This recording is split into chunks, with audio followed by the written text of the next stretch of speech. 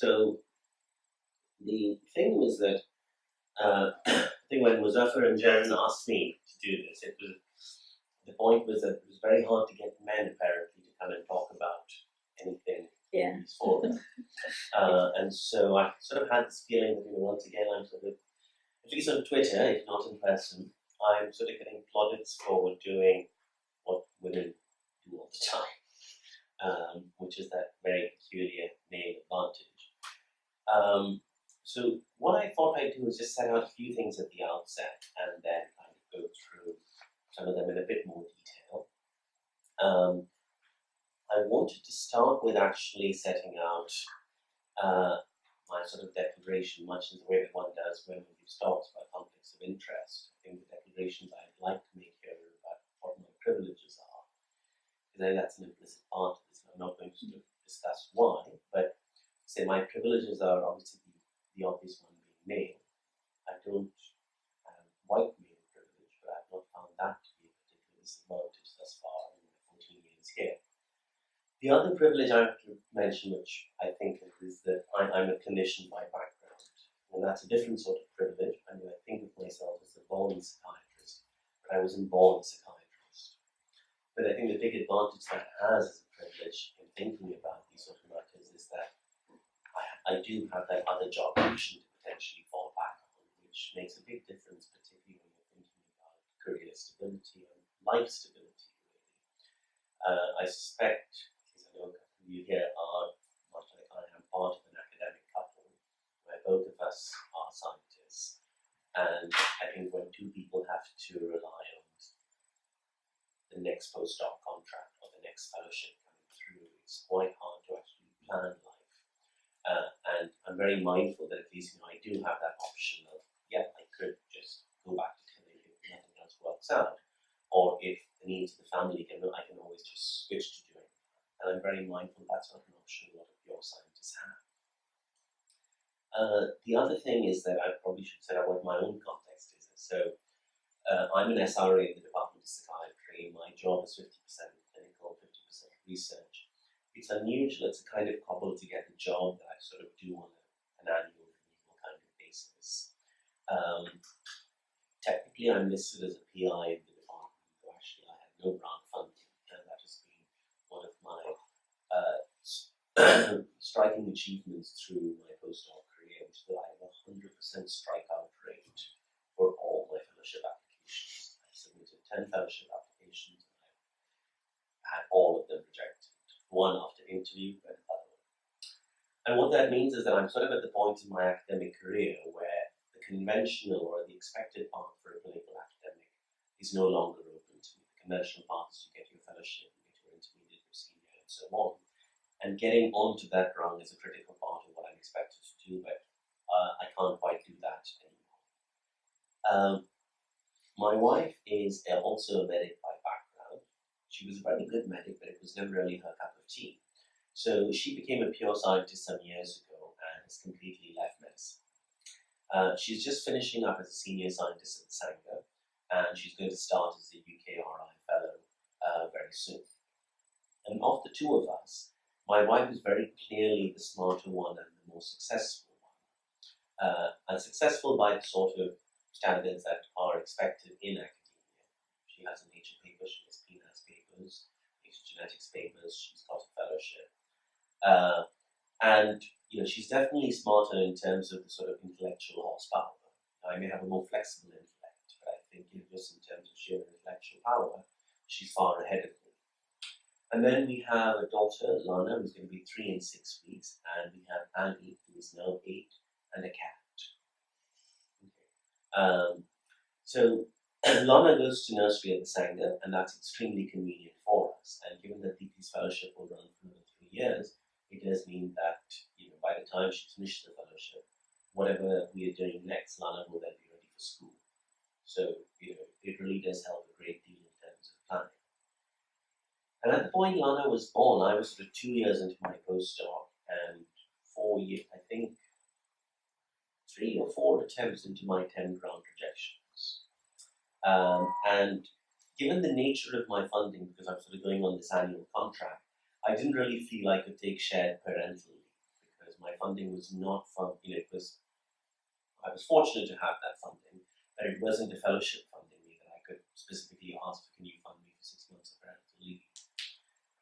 So Deepti had a very fraught 6 months with Lana on maternity leave, and that was a very difficult time because her feeding was very problematic, and things got a lot better after she started nursery.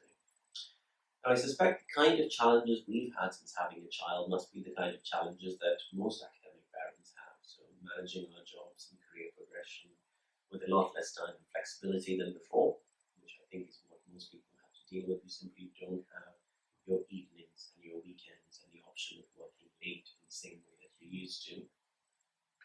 Trying to make sure that we spend enough time with our daughter and where possible with our cat. The cat does sort of climb into bed with us at night, and that's an opportunity to sort of give her time. You don't really want your child climbing into bed with you at night to spend more time with you, because that doesn't work very well. Obviously, as time we've got more senior, so our responsibilities have widened and our roles have changed. And that does mean that we're doing a lot more things with our time, or expected to do a lot more things with our time than we were at the time she was born. I don't know how many other people find this, but we do certainly find ourselves with pretty limited reserve in terms of both time, mental energy, and physical energy. And a lot of the time it feels like you're running at capacity. And one other thing going wrong means that it's quite difficult to juggle things around. So last week my wife was away in India because her mother was undergoing surgery. And so she was away in India and I was looking after her. And that was fine. We've done that before and it's not a problem. But on the day she flew out, our car broke down. And that was a Sunday. And I was very fortunate to have a friend who would lend me a car for a couple of days, because the next morning I had to take Lana to nursery and then drive to my clinic in Peterborough. And normally when Deepti is here, she takes Lana to nursery and I just take the train to Peterborough. But that one additional element completely threw off all of last week, and the car is terminal and we've had to shop for a car. And what that means is that lots of other things just fall by the wayside, trying to accommodate that. Dealing with conferences and trips away, I thought this might be more of a problem, but actually I think we do reasonably okay. Deepti's work and Deepti's job means that she travels a lot more than I do. And having Lana on my own is much easier for me than it is for her, because she's a lot more demanding of Deepti. I like to think that actually it's easier for me because I'm the calmer parent. I suspect it's to a great extent because of the fact that I'm the only parent who can still physically pick her up and force her to do things. Because due to the phenomenon of growth, Deepti is no longer able to do that. The other thing is, and this is I suspect, like us, most other people have the same problem, which is that within our own families, the parent-child roles are reversed, and there's a lot more responsibility looking after our own parents, both in terms of their mental and emotional well-being and their physical well-being.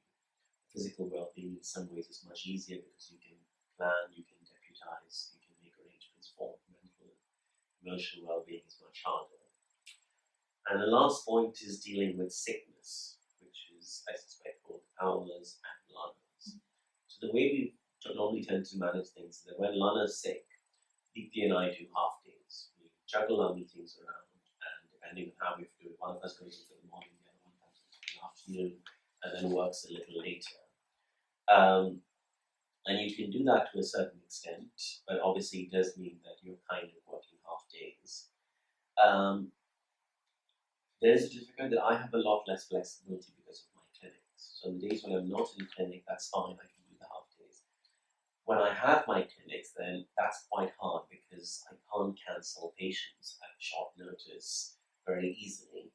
And because I'm only part-time clinical, when I cancel them, I have to reallocate them and I have less time to do with it. So yesterday I had to call in sick, and what that means is that I had to arrange a one-off clinic on Friday to see some people who needed to be seen urgently when I'm normally in the department on Fridays. As luck would have it, Lana went into nursery last morning, choked on a banana and vomited, thereby activating the 48-hour vomiting exclusion policy in nursery. So yesterday, Vicky and I were both sick, and we had a well child at home needed to be looked after. I had to come in today because the other thing that our job sort of imposed, which is that we have time-bound experiments that need to be done. And Deepti's still sick, and we tried our luck pleading with nursery, but they said 48 hours is 48 hours. So she's at home with a sick child today. Sorry, with a well child, and she's sick. And that's just the way we're sort of having to juggle it. And I think that the difficulty is that because of my clinic, I'm less flexible there. And if you want to try and keep things equal in a relationship, and that means that for that accommodation that DP makes for me, I have to be able to make a corresponding accommodation. And what that means is that when Lana is ill, what it disproportionately affects is my research time, not my clinical time. And that means that you end up in this sort of endless game of sort of catch up. So I'm thinking last December, Lana had 3 spells of illness with the same kind of UR. So she was at nursery 1 week, off the next week, at nursery 1 week, off the next week, and then fortunately the third time when she was ill was the Christmas break when we were away on holiday, which is another thing I find that holiday is more an aspiration a lot of the time than necessarily a reality. So that's sort of my sum up of where things are at for us. There were a few questions that Jaren sent to me to consider as possible things to talk about. So one of them was, did you have any idea about how being a dad would change your work life before you had your daughter? And yes, I did, but of course the reality is very different from the intellectual understanding of, yes, I will have less time, yes, I will have more responsibilities. Do your colleagues think that you have changed or that you're not as ambitious as you used to be after becoming a father? And that is a very clear no. My colleagues have been very understanding, and my lack of ambition has nothing to do with having a daughter. I didn't have very much before either. Then, do you feel supported in your workplace having a parent? And that definitely, in both in my clinic and my research group I work in the department, I've found some very well supported people are incredibly understanding, and junior colleagues in particular whom I supervise have been very willing to sort of meet me at home or meet me after hours so that we can do what we need to do. Because particularly at times when Lana's sick, and sometimes if we have to have essential meetings, we either do it on phone or Skype or in person after she goes to bed in the evening. So that's been incredibly helpful. And the last question was that which one is more difficult in academia, do you think, being a mum or a dad? And I think there's a sort of general answer to that question, which is that by and large most things are easier for men to do, and women have to disproportionately take the burden for things like parenting. So, I think just from that point of view, one has to say that it's generally easier being a dad, because that's just the way society works. That's a different thing, of course, from what you're trying to do. Because I think there's one element of how you as a couple deal with what your societal expectations are. The other thing is how do you as a couple decide between yourselves about how exactly you're going to proportion out your responsibilities and prioritize each other's needs and careers and so on. And that's how I think that I'd like to think of that question in a slightly different way, and one that's probably, hopefully, slightly more forward-looking. I think an issue that hopefully we'll be discussing in these forums at some point is what about single-sex couples? Same-sex couples. Same-sex couples. Because these questions of dad or mum are probably a pretty crude way of looking at the issues that they face. And I think it's really about what are your responsibilities within your relationship? How do you sort of juggle them about? And that's really what is going to make the difference in terms of who has to do what.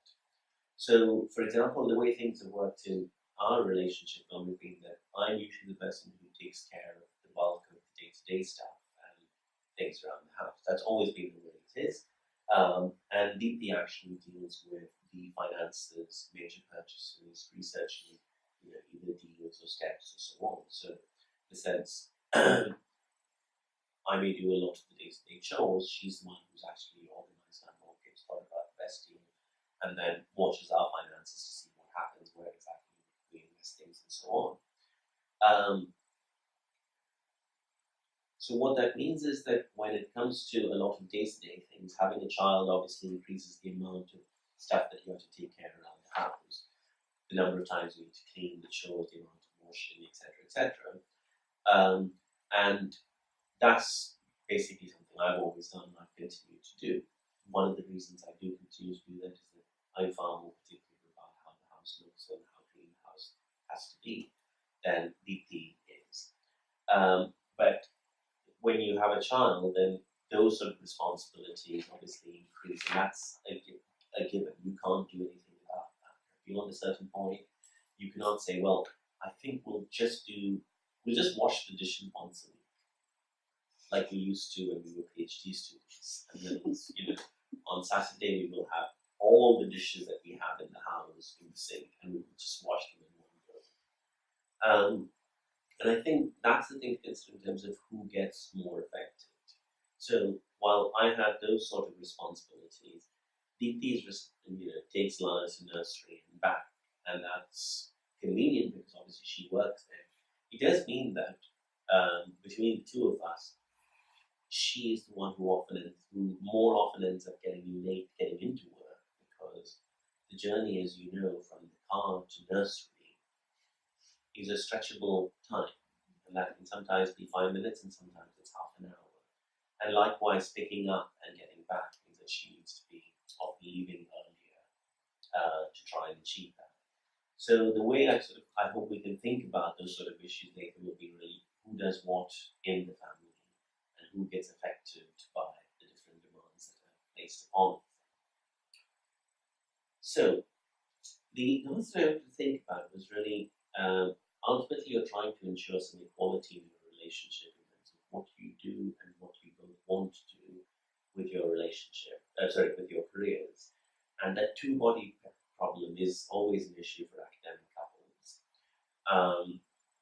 This is where I think some of my privilege sort of comes in, that being a clinician, I do have that option of, well, I've got something else that I could do, and actually, even if we wanted to move, I can move quite easily with my clinical role as well.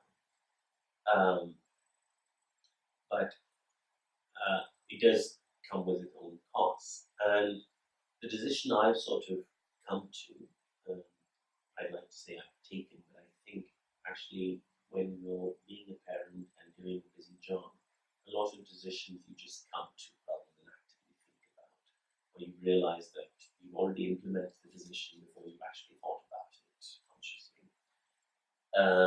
And what I do is actually prioritize what is it that I really want to do. Now, I never set out to become a group leader, and I have succeeded remarkably in that aim. I should just say, because I'm very particular on the credit assignment issue, that joke is Simon Munnery's, it's not mine.